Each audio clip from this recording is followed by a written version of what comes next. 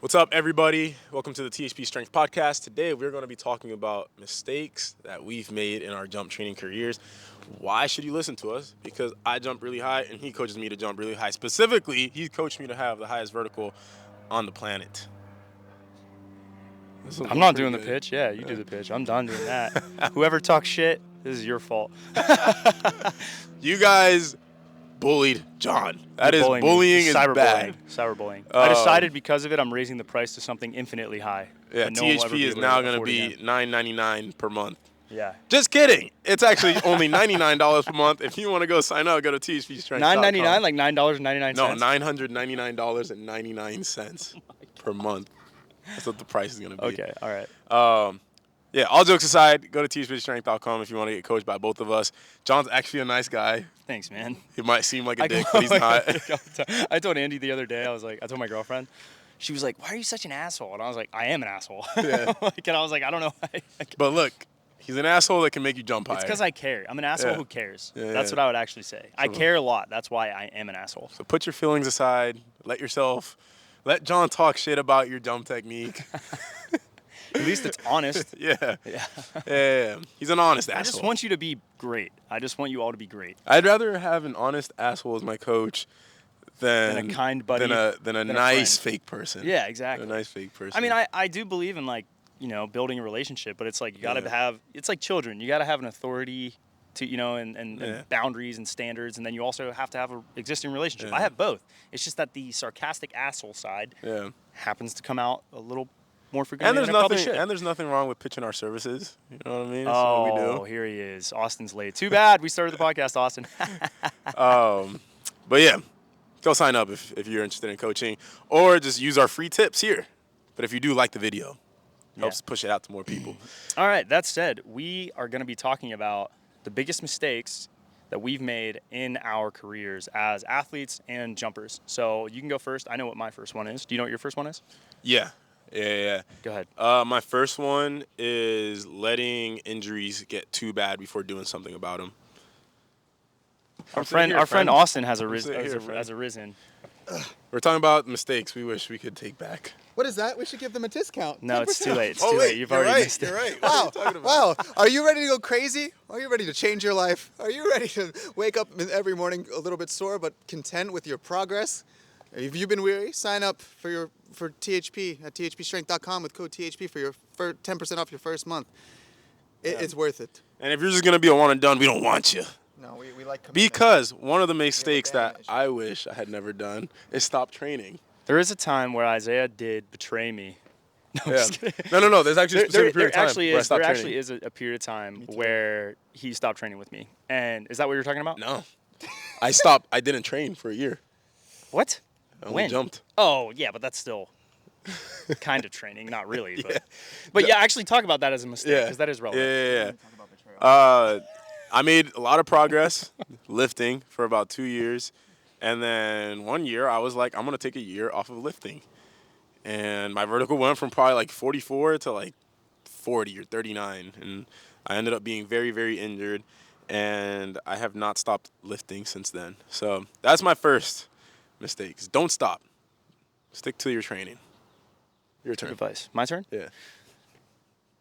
I definitely did not jump enough as a kid. That was my biggest mistake. I probably, if I could go back, I would have stuck with 2 foot. I would have low rimmed a lot when I was in, middle school and just had fun. I probably would have stopped being so obsessed with trying to get a college scholarship or trying to be a track and field athlete. I would have just done what was fun and I would have enjoyed the process. I think I was so focused on being a successful track and field athlete or being a successful whatever, and it ended up meaning nothing. I didn't compete in college. I didn't get a college scholarship. It did make me a good coach, but as an athlete, if I wanted to go back and do it again as a jumper, I would have just jumped. I would have gone outside when I was 14, not done, these programs that didn't work. That was the other thing I would say is I wish I wouldn't have wasted so much time on stuff that didn't work.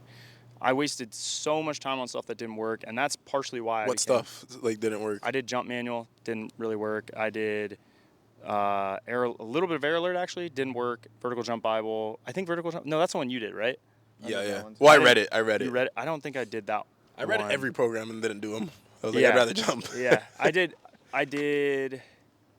What else did I do? I did power plyometrics too many times. I wish I would have just done it once and then dunked. I wish I did less plyos and dunked more. And then I did a lot of strength training that was inorganized, inefficient, and actually ended up hurting myself. So that was the other thing too that I wish I would have done, is know what it meant to listen to my body and how to do it.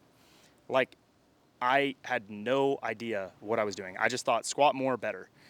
Power clean more, better. Calf raise more, better. And then I ended up fucking up my back into absolute oblivion. I remember I was deep squatting. It was the winter break. I was 17, was at a retreat, and I was lifting in the morning, and it said deep squats on the program. And I just was like, program says deep squats, I'm gonna do deep squats. My coach at the time was Mike. Mike was not watching my workouts, never sent him videos. I just did the workouts to a T. But yeah, I squatted, got down to the bottom of a squat, of my half squat. It was like 100%. It was like I can't remember what the number was. It was like 85% of my back squat, but deep squat it. And I got down and my pelvis rolled under, and I just remember I stood up and my back just like felt this sharp stretching pain, and I like couldn't walk for a couple of days. And I remember thinking like, oh, that's it, my career's over. And I ended up getting better and being fine, but I wish I would have had someone to guide me through that process. And that's why actually THP exists, is because there's so much misinformation out there that people don't know what's real and what's not. It's not a lack of information. It's just that there's so much information, it's hard to decipher what's real. And now we have AI that thinks it knows, and it's even wrong. Like, it's so difficult to find good training information that you know is robust and you know is practical and research backed and is evidence based as well as time tested, which is why, again, I wish I would have had someone that knew what they were doing and was able to guide me through that process. Like, And what's cool is that it's like we've bridged the gap between like good training and then how do you apply it to dunking. oh yeah, that like, wasn't even a thing. Because there Wasn't a was good thing. training and there's research and stuff like that, but there's no research, basically no research on 2-foot jumping, no research on improving dunking specifically. It's such a niche thing too. It's like it's weird because it's like dunking is actually really coveted. Like, so many people want to do it because of basketball, but then it's also hyper niche because like the people that actually only want to dunk, not for the sake of basketball, is a really small amount. Yeah, I definitely agree with that. But yeah, I feel like we've done a good job of connecting those two dots, which is cool. And if we had that, like, imagine we had like the information we're putting out at 14 years old. Dude, what's 15 years crazy old. to me though is that, like, and this is maybe gonna sound bad, but it's like, why do other people go other places? That absolutely baffles me. That has baffled me since 2016, 2017. People will be like, I'm gonna do it on my own. I'm like, good luck. Every single person that has done that We've both done that. is either not improved or come back. Yeah. Like, I remember Shiny object syndrome. or they just don't want to train. They just don't want to train. And it's like, do you know what it takes to actually be great? What? It's that shiny object. And then he looked at me like, Oh, yeah, I wonder why. shiny things. All right, Austin, go ahead. Your turn. Training mistakes. Biggest mistakes you made. biggest mistake you made. And, like, if you could undo them. Okay, so I was a little bit of Isaiah and a bit of John, so I did take breaks in my training, where various trips and just lifestyle stuff. And then I also did every program growing up. So one of the biggest things I would say that mistakes I made growing up was doing too much. So I was dunking every day, and I was doing every program under the sun. At the same time? Both, yeah. So I think it's funny because you were doing all the programs, you were doing all the jumping, and I was over here doing both. I would do less. Same thing later on in my life with upper body. I was doing way too much upper body. It's finding the balance in doing what's required and just trusting that it works, as opposed to just trying to do everything. And when you do too much, you explode. It sounds like you fell prey to shiny object syndrome. Like, you were like the extreme. You of were the it. extreme I of was it. jumping every day. You literally were like, I I heard this thing works. I'm And gonna I buy did that track program, practice every day. and I heard this program works, so I'm just gonna stack that on top. Like, more is better. Wait, like, I- it's like, if this thing works and this thing works, I'll just do everything until my day is 4 hours long of every single program. Basically. Another thing is stick the course. Like, don't try something out for a week, and if it's not working, go to something else. Just ride it out and go through it all. You still struggle with that. I do struggle with that still, but I'm getting better. I think having you guys both here, like, yelling at me and hitting me every day, like, really helps. There's a lot of punishment that takes place in your life. There's a lot of punishment of, like, it's not even punishment. It's like positive feedback and negative feedback, you know? And some punishment, yeah. There's some like hitting involved, some pain, and then it's like, or I guilt you. I use different strategies. I use unhealthy relationship strategies that you should never use with your partner on Austin because I know it'll work more effectively on him and he can handle it. Yeah, I'm a trauma. That's a joke. I'm a trauma baby. It takes a lot. I'm trying to think of an example of when I've done this to you. I just guilt you for bad decisions. I guilt both of you when you make bad decisions. I try to make you feel as bad as possible for doing it. When they dunk when they're not supposed to, I just guilt them. I'm like, wow, I can't believe this. I'm so disappointed in you. You know, John said I could do a right-left session today? I did not say that. What? Actually, I actually did such not. a- No, I did not. I did not say that. I was so happy. And we use gaslighting on John. That's like the shit out of me. Yeah, they think it's hilarious, and then I go home and I'm like stabbing my eyes out. Did I tell him?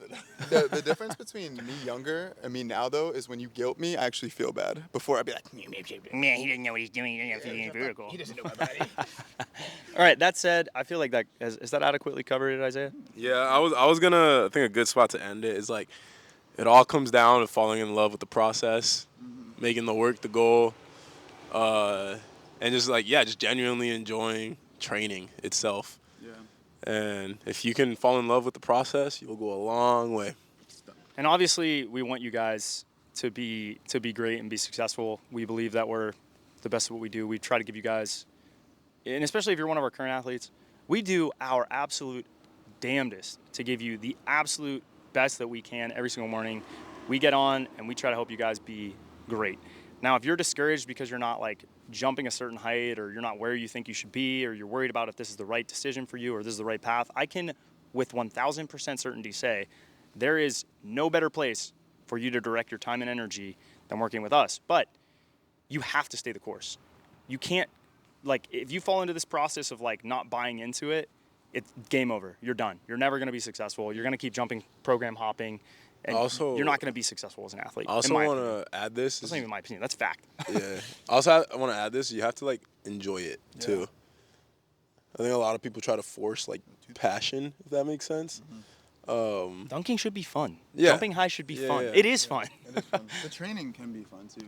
The training can be fun. You just have to, I don't know. We joke about it sucking, Make but it it's fun. Make it part of the day. Like that's one thing you and I always talk about. It's like training. We don't like hype ourselves up to go work out. We're not like, oh, we gotta work out. I'm going to the gym today. We go to the gym 6 days of the week, or we work out 6 days of the week, and it is part of our lifestyle. Same as using the bathroom or eating. Like working out is part of that. Like if you play an hour of video games a day, like it's a routine of our. It's just a routine. Make it a routine. Make it normal. The thing is you have to embrace. There's a saying the Marines have: embrace the suck. Embrace the And suck. like the training, embrace, like the training, like training is really difficult, and it's suffering, and I genuinely enjoy suffering. Like even though I sound like a masochist saying that, like I just like it. I think there's something cool about going through something extremely difficult, and then what the magic starts happening when it becomes a habit to go through difficult things every day. Yeah. Like I think that's David Goggins' whole thing is like do something difficult every single day, and eventually it becomes who you are, and that's what separates people who like achieve actually great things in life versus people who are just like the neckbeards in their mom's basement. Is like Do hard stuff. Yeah, you do hard things every single day, and it becomes really enjoyable. And we're not saying give up everything that you enjoy doing. We're saying an hour and a half, 2 hours a day, you can end up Even being shorter. a better version of yourself. Yeah, like Even honestly, shorter, 2 hours like- is on the high end. Like something in our training, because obviously everybody has lives. You have school, you have jobs, you have families. Like we have this thing in our frequently asked questions, how to easify the workouts, and you can make the workouts take 30 minutes technically.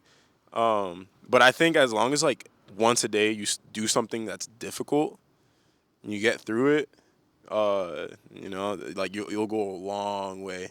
It'll take longer, but you're still gonna make a lot of progress, and your brain's gonna get stronger, and it'll be good. And you have to build the habit too. And this is like the last anecdote I'll give. When I was in high school, there was an athlete. His name was Eric Broadbent. He had finished 4 years of college. At the time, I was under the assumption once you're post-college, you're at your genetic peak. You're not going to get better. You're not going to improve. After that, it's done, right? And so Eric had this dream of being an Olympian. So he was like a 6,900 point decathlete or something at the time. To go to the Olympics, he needed almost 8,000 points. He was already amazing at a ton of events. He had incredible training for 3-4 years, or maybe more, 5 years. And I remember thinking, like, he really, like, after all those years of training, at this point I maybe had a training age of like 8 years or something. He was further along than I was even. Or maybe I had 4 or 5 years. He was like 8 years in. And I'm like, there's no way he can continue to get better. And he just slowly, every single year, got a little bit better, a little bit better, a little bit better. And I was like, this is shattering my belief of what your genetic potential is and how long it actually takes to get there. I realized at that time, at that moment, that you can be way, way freaking better than you ever thought if you just stay the course. Like, I saw him go from 6'2" in high jump to 7 foot. And I could not believe it. I was baffled. It might have been 6'4" to 7 foot or 7'1". And I was like, how the hell, post-collegiate, did you improve your high jump by 8 inches or 10 inches or whatever? Like, that makes no sense to me. I have one really similar anecdote. I was thinking about this the other day. The year where you started coaching me, got my knees healthy, my vertical went from like 42 to, I think I tested 44.5. That was 2018. That was exactly 6 years ago. 44.5, and that was a similar. I think I was 21. It's like technically like post, like end of like the equivalent of a senior in college or junior in college. And you'd been training a lot. Yeah, I've been training a lot, and that is an impressive vertical, but it's not, 0.001%. There's a lot of guys with 44-inch verticals in the planet, and then now possibly having the highest vertical on the planet. But if you take it out, I went 44.5 to 55. It took 6 years. That's 1 inch per year. Yep. That's crazy. When you zoom in, it's not very impressive, and it's really boring. There's a lot of plateaus and stuff. But then you zoom out 6 years, and it's like otherworldly progress. It's like very difficult to do that for an athlete. So yeah, it takes time, and the only way I think you can make it through a process like that is by enjoying the process. Like, you just enjoy the little things and try to do the little things really well each day, and like you zoom out for a long enough time, it becomes insane. You have to see the big picture. You don't know in a year, if you even just stick with a year, like once you get that year in, Yeah. you could be maybe, like for me, for example, right off 2 foot. Right now my vertical is maybe 34, 35. Like in a year, I might be eclipsing 40, right? Yeah. And then the next year I might be 41 or 42. The next year I might be 43, 44. What you don't see or what you don't realize is that just the difference between those is me barely making a one-hander to in 2 years being one of the better dunkers in the country off 2 feet. At a 44-inch vertical, at my height, I'm East-baying on 10 feet. I'm elbowing on 10 feet. Like if you add 8 inches to my vertical, I'm elbowing and East-baying on 10 feet. I've never done that my whole life. That's 2 years away potentially. Might be more, might be less, but or it's like tomahawk two-handers. It's a different ball game. You're in a different stratosphere of athleticism. Yeah, I think another thing is too, like, if you zoom in, like, I've been plateaued for a while now, like, since my peak at 2022, like, it's all a process, and I, like, you know, you just gotta keep going. It can get, disheartening and whatnot, but you like it. I do like it. I like training. I like it. One thing too is the mental benefit. I would say there's something Joe Rogan said years ago, and I can't remember. You know the one podcast where he talks about kind of like, and we always joke about it, like releasing the demons. Yeah. And it helps with anxiety, working out, really pushing yourself to that point of survival mode. Really helps with your anxiety, your confidence, everything. And it just makes life more present. Just allows you to be in the moment more. You know what's a lot wild? of mental benefits of that. What's wild too is like, as you like become more advanced, like what you gauge progress and what's normal like completely changes. Like if you take a 15-year-old and then he's like, like a month went by and only increased my vertical by 1 inch. Yeah. And then now like just hearing you say that, like it's been like a 2-year plateau or whatever, and then I was just like, it's pretty normal. Yeah, like I'm just like 2 years is a pretty decent plateau. If I maintain my vertical and then like gain half an inch at the 30, I'm like I'm cool with that. I think that's the bigger thing about getting older, or the decent thing about getting older is time doesn't have such a like a big meaning. Like of pressure on you. Yeah, to a certain level the only pressure you have is the deadlines you set for yourself. Like you don't need to have any deadlines. After college, it's like you have until you die. You have until your wife doesn't allow you to train. So, or your significant other doesn't allow you to train. But yeah, I mean, Just get rid of the deadlines. I told an athlete that recently. Like, he was having some anxiety with training. I was like, you're literally setting up all these expectations for yourself for absolutely no reason. There's nowhere for you to be. There's nothing for you to do. There's no one judging you. Take your journey on your own, at your own pace. Where I do that a lot is with dunk events. That's where I give myself deadlines, and it hit me a couple days ago. I was like, I could just say I'm not going to this event. But that's how I am with dunk camp too. It's like, if I don't feel like I'm ready this year, like, I'm not gonna go there and then feel upset because I'm not as good as I was, or I'm not hitting the same dunks as I was. Like, I'm okay with just staying in training. Like, I'm okay like with missing an event to like just for my own. The meta is really just having no goal. No goal, and no goals in life except improve. Yeah. Level up. Like, put work in. Evolve. Make the goal the work, man. Just think cool things will happen. Yeah, literally. All right. I feel like that's a good place to stop. Thanks for listening, guys. I won't do the pitch, but go to THPstrength.com. And if you're on our athlete, John, fuck the haters, bro. Pitch. I know, I'm just kidding. I would say, if you're one of our athletes, get the fuck. Please sign up for THP. My boy. Please get us out the hood. Get after it. We're literally in the hood, man. My car got broken into. There was a break-in down the street. That Subaru? That thing was sick. Yeah, that thing is sick. All right. See you guys. Just me. And Isaiah. It's just me. I'm alone. Hugs for friends. Hugs for friends. Hugs for friends.